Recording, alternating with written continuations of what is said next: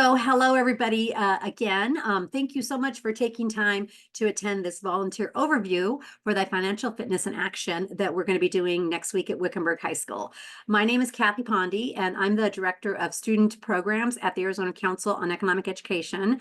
And if you have not volunteered with us for one of these Financial Fitness in Action events, then you're in for a real treat. This purpose of this overview is to give you an idea of what your volunteer assignment will be and information and logistics for the day. So I'm going to share a screen, but if you'll take a minute to put in the chat, if you have volunteered at a Financial Fitness in Action before, or at anything with Arizona Council on Economic Education, and thumbs up if you can see my presentation. Okay, great. Thank you guys so much. So yeah, just be looking in the chat and you can see the variety of people that are with us today. So this is a volunteer overview for the Financial Fitness in Action that we are going to be doing at Wickenburg High School. This is our second annual Financial Fitness in Action that we have done with Wickenburg High School. So I'm very excited. We are really trying to make a focus at the Arizona Council to be able to bring our programs to rural schools. And Wickenburg is considered a rural school. So depending on where you're at, like I said a minute ago, I'm in the North Valley, so I'm in Anthem. So Wickenburg is about 45 minutes, which is closer than Mesa for me, which is always interesting. So you can indicate where you're coming from, but we really do appreciate that you are joining us because the rural schools can be a challenge for us to get volunteers, but they need this programming just as much as the schools that are in the metro areas. So a little detail about the Financial Fitness in Action roles. I'm the Director of Student Programs. I create the programs, update the materials, and work with the teachers that have requested us to bring this program to them. Monica Martinez is my colleague who will be with us next week at the Financial Fitness in Action event. She's not on the call. She's our Director of Operations and Community Relations. And so she may have been your initial contact when we were getting and asking for people to volunteer their time with us. And Rachel Willis is the Wickenburg High School teacher. She is the teacher of JAG, and we're going to have several JAG staff members. If you're not familiar with JAG, it's Jobs for Arizona Graduates.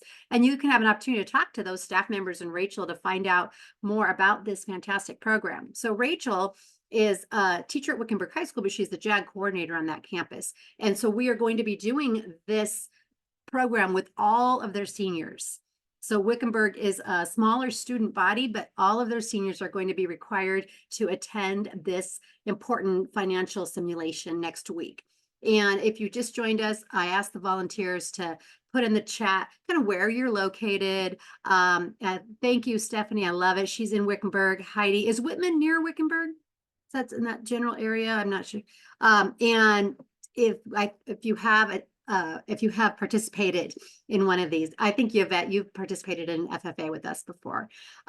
So thank you guys. The volunteers are super important, and especially we know that in our rural areas it can be a challenge. So we really appreciate it. So I'm going to tell you a little bit about what a Financial Fitness in Action is, and as well what your role will be, and then just answer any questions. So Financial Fitness in Action is a budgeting simulation that we have been doing for the Arizona Council for 4 years now. And you see in the photos are some pictures of the Financial Fitness in Action at various schools. I love one of the young lady down in the lower right. She was learning about some of the expenses, and it just was very surprising to her. So what happens during a Financial Fitness in Action is the students are participating in an interactive budgeting simulation that's based on life after high school. So not really a teenager's income, but a family. So they are all given a profile, and you can see in the photos the students have paper that they're working with, and that's an occupation budget profile budget sheet. So they're all assigned a career that's a real career, and they're told the salary based on 2023 in Arizona in salaries for these careers. And they're given a family profile. So they might, their profile might indicate that they're married with 2 children, or that they're single with children, or that they're married with no children, but it gives them a profile. So they are budgeting for a family. And the family size is indicated by that profile. And what they're budgeting is the typical monthly expenses that we as adults have to make decisions about and have to plan for how to manage our spending and our saving. So the students are given their occupation profile, and then they go around and they visit tables, right, or stations to learn about the cost of all of these budgeting components: housing, healthcare, grocery, and that's where the volunteers come in. So you can see in the photo, these boys are getting information about housing costs from our volunteer. These girls here were visiting the Wheel of Life station. I'll talk about that. And then behind, you can see that there's another station. So we set up in a space like a gym or a cafeteria so that the students, during the time that they have for the event, they are going to all the various different stations to complete their budget. We'll have roughly 120 students that will be doing this with us next week at Wickenburg. As I said, all of their seniors are completing this activity. As I'm going through this, I will pause to answer questions, but feel free to put them in the chat. So that's what financial fitness in action is. It is a budgeting simulation to teach real world, current costs of taking care of the wants and needs of a family. Here is an example of what the students will receive. And I know it may be a little small on the screen, but I'm going to send you an example as well. So this is what their occupation profile budget sheet looks like. The students will have occupation. This one happens to be a security guard, and the annual gross income. This is our lowest in salary. This is the occupation that earns the lowest salary, and we've got 70 unique occupation profiles. Our highest one is a pilot, and it's, if I'm remembering correctly, over 200,000 annually. But the students are instructed that it's the monthly net income is what they have available to them to base their budget on, and then their profile. So in this profile, you can see that this individual is married and they have one child. So it's a family of 3, and the spouse works. So they combine these incomes. So they're gonna manage and create a budget on these incomes combined, which is a little over $5,000. So some of the students will have a lower salary and have to make some tough choices and minimize in some places. Other students will have a much higher salary and be able to make options that are much more comfortable. So then the students visit the stations that represent these budget items: housing cost, homeowners cost, healthcare costs, grocery, transportation, auto insurance, internet and television services, entertainment, and cellular. So you volunteers will be assigned one of those stations. And we provide the material for you, and I'm going to show you that in a minute. But the students, nothing is optional. They cannot decide that they don't want health insurance. They cannot decide that they don't want to budget for groceries. I mean, it's not realistic. And so we really want to encourage them to make realistic choices based on the profile. That's the learning that is so valuable with this activity. So the students are given that instruction. Their teachers are expecting them to complete the activity, and they're going to depend on you as our volunteers to provide this information for them. So are there any questions at this point? Pause for a minute. I don't see any questions, but I'll wait. If you just joined us, feel free to put any questions in the chat, and you can introduce yourself in the chat as well. Let us know where you're coming from and if you've done this before. Okay, well, let me move on to what will the volunteers do? And as I said, there's going to be over 100 students, and there are 9 different stations that the students need to visit, as well as what we call the Wheel of Life. So you will be assigned one of these stations, but there'll be multiple people. So for example, I will have 2 housing tables or stations so that we manage the numbers for the students more easily. So our schedule has been sent to you as well, but that's what I'm showing currently. The Wickenburg High School the address is 1090 South Vulture Mine Road. There's plenty of parking. When you pull into the Wickenburg parking lot, there's visitor parking that's close to the front office. And we haven't found that we've had any trouble having enough parking for all of our volunteers. I will be there by 7 a.m. to start setting up in the space. If you will arrive no later than 8, that will give us the time to be able to give you your name badge, to check you in, and to get you located to your station. So we ask that you arrive by 8 o'clock. The students will start at 8:30. So it's a 90-minute activity, and we'll be using their school cafeteria. The students will arrive at 8:30, and they're given a little bit of an overview by myself, their directions, and kind of just pump them up to take this, really take this opportunity to learn about personal finance and budgeting. And then they have about 70 minutes to visit all the stations and complete the activity. And then we'll do closure and giveaways. So the students will be done at 10. If you can stay for 15 or 20 minutes and help us to pack everything up, it would be great. If you can't, we can handle it, and we'll get it all cleaned up, and you should be done no later than 10:30. But if you need to leave at 10, I understand that. Okay. Questions? I'm gonna check the chat real quick. Okay, so thank you. Where was Stephanie? And Stephanie, if there's anything to add, but Stephanie is with the school district and volunteers, works a lot at the high school, helping them out. So she is recommending to put Wickenburg High School as a landmark in your GPS. That if you found the actual address, GPS takes you past the entrance. Yeah, that happened to me the first time. So thank you, Stephanie. So don't plug in the address is what her recommendation is, but to use the high school as a landmark. If you're carpooling from the valley, that's great too. But just give yourself that time to travel in case you've got coming. Wickenburg High School you have to go through town, so you've got a little bit of a lower speed limit. But anything else you have advice, that's fantastic. Yes. So Stephanie, I'm going to show you what's next. And you are absolutely right. I'll come back to that question. Her question is a good one about what kind of advice. I mean, we want to give them, we want to teach them. So yes, we want to take the opportunity that, financial advisors recommend not to spend over 30% of your monthly income, and whatever your knowledge is that you want to give them advice. Absolutely.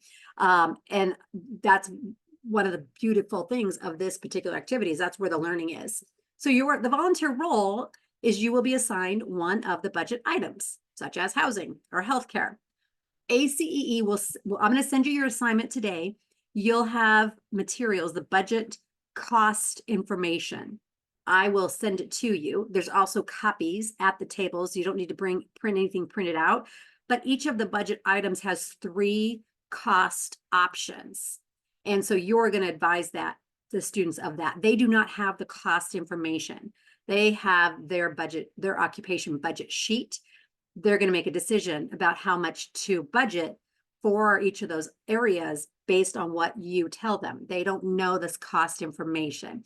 And we love this because there's that interaction, right? I mean, they could look it up and they could be given papers and fill in their budget based on, just files and the information I'm going to give you. But the beautiful thing is to be able to have that interaction with the volunteers and have that conversation. And the students really do love to hear about your experience, and they love to have advice. So here's an example of what you would receive if you're housing. And again, there's 9 budget areas. So each of the budget areas has a cost sheet with a low cost option, a moderate option, and a high cost option. These are based on Phoenix area prices. So we did this in Flagstaff earlier this week, and the expenses are higher. So we have to give some consideration to maybe making different versions for our rural areas. But at this time, these are based on Phoenix area prices, the metro area. So if you're housing, you would tell the students, here's some choices, and here's what it includes, right? And the kids are going to choose which one of those options they're going to budget for. Remember, they have a family profile, so help make sure the kids, really encourage them to think about that family profile and make a decision that's realistic. So if it's a family of 4, that condo or apartment might not be the best option. If it's a family of 4, they might not be the best option. But if they're like, 2 little kids, that they could possibly do a 2-bedroom condo, but really help make sure the kids are being realistic. Nothing is optional. They have to fill in every budget area, and they can't go in a deficit. So this there's so many different versions of budgeting simulations that can be done. This one is simplified to make sure we can manage it in the time period we have at the school. We don't really go into loans or investments, but those are other extension activities that the teacher could do. So the students cannot go into a deficit. They're not using a credit card for this particular activity. We are teaching them to budget within their income parameters. Okay, great questions and comments. So your role is going to be assigned one particular budget area.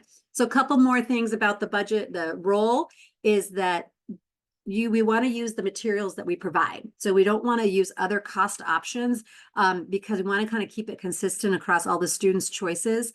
But again, they are going to make that choice, even if you don't think they're making a great choice, as long as they're not going into deficit. It is ultimately their choice. Feel free to share your own personal experience or ways that maybe you try to save in your budget or things that you consider when you're choosing your options for these budget areas. Remind them to do the math. We will have calculators, and oftentimes they're making all these choices and they haven't added up how much the expenses are, and they didn't realize they're already $500 over. Or that, oh, I have more salary than I thought. I can make, I can actually choose the higher options. So remind them to do the math. Okay. So you will receive your assignment prior to the event. The kids don't have the cost information, but during the event, that's what we're doing, is advising them. A few other things that the students often question whether this is reality. And they're like, there is no way healthcare costs that much. There's no, help them through that reality shock. We really want that this becomes very eye-opening for many of them. And it's a great opportunity for them to go home and talk to their parents about, about expenses that they didn't really realize that might even be expenses their families are currently having to face. So really help, really help to make sure that they're realizing this is reality. Great question. Are all of the profiles that are handed out able to avoid deficit? Yes, they are not all easy. They're not all comfortable. But yes, we have created them where it's doable. It's doable. So that's a great question. And then lastly, just some final day of reminders and tips for you. Dress comfortable. We're in the cafeteria. It's winter. It's chillier in Wickenburg than it might be in the Phoenix. Dress comfortable. You're welcome to wear company attire with a logoed shirt, whatever you're comfortable. And you're also welcome to bring any swag or giveaways if that's something that was within your company or represents who you represent, whether it's a pen or cups, or we've had lots of different giveaways. We can put them on the table or your station that you're at and let the students know that they're a giveaway. Or we do a raffle at the end, and I give away 3 different gift card prizes. If you have something you'd like to contribute to that'd be fun too. So you're welcome to do that as well. Like if you have a swag bag for your company and we want to give that as a giveaway at the end, a winning type prize, you can do that, bring it with you that day. Any questions?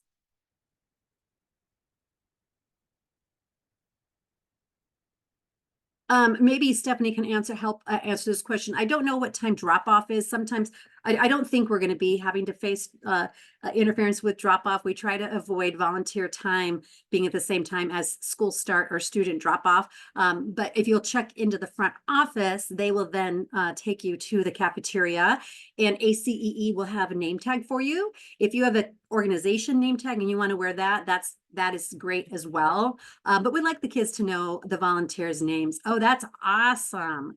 School starts at 8. So school would have already started, it looks like. So you might not want to arrive much earlier because then you'll face the drop off. So maybe it's like by 7:30 or at 8.